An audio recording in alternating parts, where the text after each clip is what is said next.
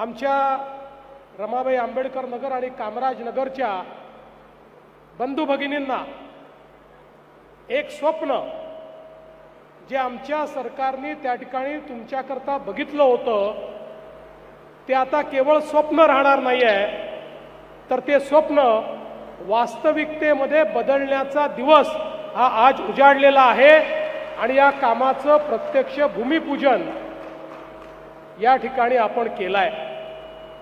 अनेक वर्षापासून या संदर्भात प्रयत्न चालले होते, अनेक अडथळे होते आणि ती अडथळे काही पार होतच नव्हते। मला आठवतं अनेक वर्ष आमचे प्रकाशभाई मेहता इथले आमदार होते, ते ज्यावेळेस माझ्यासोबत मंत्री होते त्यावेळेस त्यांनी देखील एक योजना तयार केली होती आणि त्या योजनेच्या माध्यमातून इथे पुनर्विकास कसा करायचा हा प्रयत्न होता।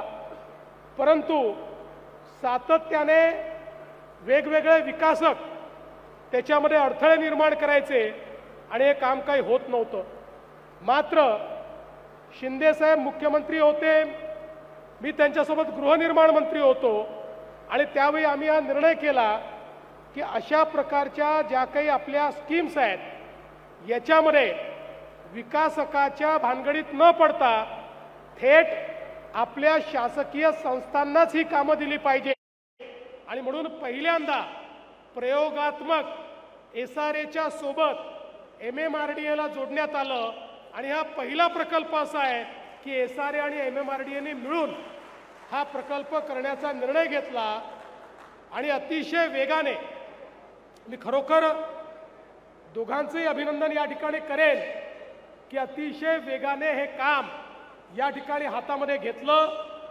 आज खरं तर आमचे जे नागरिक आहेत त्या नागरिकांना त्यांनी जागा रिकामी केल्याशिवाय या ठिकाणी बांधकाम करणं शक्य नव्हतं, त्यांनीही सहकार्य केलं आणि राज्य सरकारने पुढे येऊन 2 वर्षाचं आगाऊ भाडं त्या ठिकाणी दिलं आणि लगेच जागा ही रिकामी झाली आणि आता या जागेवर अतिशय वेगाने बांधकाम आम्ही करणार आहोत।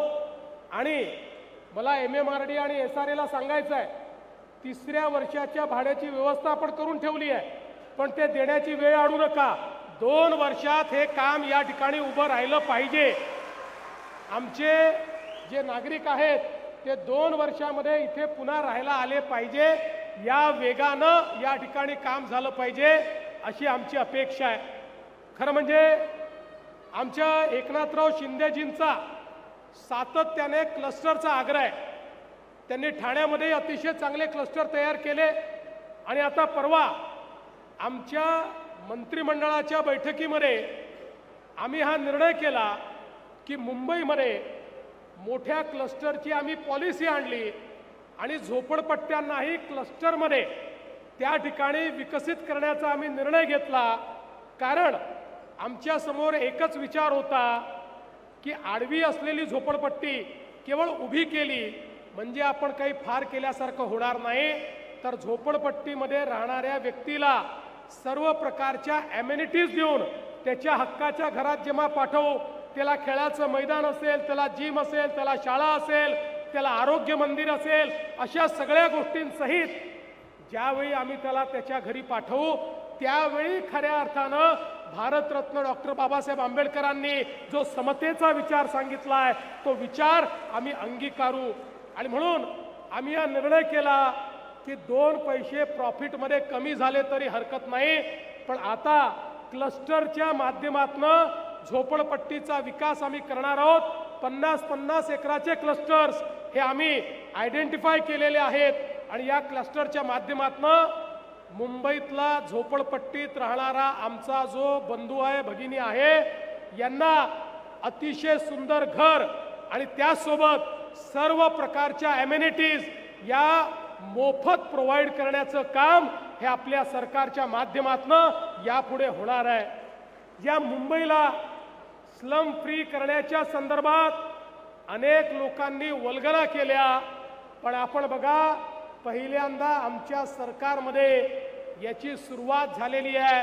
धारावी सारखी देशातली सगळ्यात मोठी झोपडपट्टी आता रिडेव्हलपमेंटला गेलेली आहे आणि 7 वर्षामध्ये धारावीतल्या 10 लाख लोकांना त्यांच्या हक्काच्या घरामध्ये आम्ही त्या ठिकाणी नेणार आहोत आणि सोबत त्या ठिकाणचे जे कारीगर आहेत त्यांना त्याच ठिकाणी चांगली कारिगिरी करण्याकरता कारखाने देखील उपलब्ध करून देणार आहोत। 2 लाख लोकांचा रोजगाराचा प्रश्न हा त्याच ठिकाणी सोडवण्याचं काम हे सरकार करणार आहे। कारण हे सरकार धनदांडग्यांचा विचार करत नाही, बिल्डर धार्जिणा विचार करत नाही। बिल्डरांच्या आम्ही विरोधात नाही, बिल्डरांची देखील आवश्यकता आहे, ते आमचे पार्टनर आहेत, पण आमच्या नजरेसमोर भारतरत्न डॉक्टर बाबासाहेब आंबेडकरांच्या संविधानाने जो शेवटचा माणूस सांगितलेला आहे त्याचाच विचार डोळ्यासमोर असल्यामुळे त्याच्या विचाराने आणि त्याच्या भल्याकरता हे सरकार काम करते आहे आणि म्हणूनच मुंबई बदलण्याचं काम हे या ठिकाणी आम्ही करून दाखवलं आहे। आणि म्हणून आज आमच्या विरोधात जे लोक वल्गना करतात, शिंदे साहेब त्यांना आपण विचारलं पाहिजे, त्यांनी एक प्रकल्प दाखवावा, एक या अख्ख्या मुंबईमध्ये त्यांच्या काळात त्यांनी केलेला एक प्रकल्प दाखवावा, ते काहीच करू शकले नाहीत। केवळ येतात, भाषणं ठोकतात आणि त्या ठिकाणी निघून जातात। अरे भाषणाने जर पोट भरलं असतं तर या मुंबईमध्ये कोणीच उपाशी राहिला नसता। भाषणाने पोट भरत नाही, विकासानं पोट भरतं, विकासानं रोजगार निर्माण होतो, विकासानं लोकांच्या हाताला काम मिळतं, घर मिळालं तर त्या ठिकाणी सामान्य माणसाच्या जीवनात परिवर्तन होतं आणि ते करण्याचं काम या महाराष्ट्राचं आमचं सरकार, तुम्ही जी निवडून दिलेली ही त्रिमूर्ती आहे, आम्ही तिघं आणि आमचे सहकारी या ठिकाणी हे काम करतो। आणि म्हणून आज या निमित्ताने ही जी नवीन सुरुवात झाली आहे, आम्ही इथे थांबणार नाही आहोत। मला कल्पना आहे काही भागामध्ये कोर्ट केस वगैरे चालली आहे, काही काळजी करू नका। शिंदे साहेब, मी आणि अजित दादा त्यातनंही मार्ग काढू आणि संपूर्ण विकास हा लवकरात लवकर या ठिकाणी सुरू करू। कोणालाही विकासापासनं आणि घरापासनं आम्ही वंचित होऊ देणार नाही, हा विश्वास मी व्यक्त करतो। आणि सर्वाधिक आभार हे तुमचे सर्वांचे मानतो की ज्यांनी सरकारवर विश्वास ठेवला आणि या ठिकाणी ही संधी आम्हाला दिली। काळजी करू नका, आता तुमच्या विश्वासाला पात्र अशा प्रकारचं काम आम्ही करून दाखवू आणि या ठिकाणी या इमारती उभ्या झाल्यानंतर याच्या उद्घाटनाला देखील मी, शिंदे साहेब आणि अजित दादा आणि मंचावरचे सगळे आम्हीच या ठिकाणी येऊ, हा विश्वास व्यक्त करतो।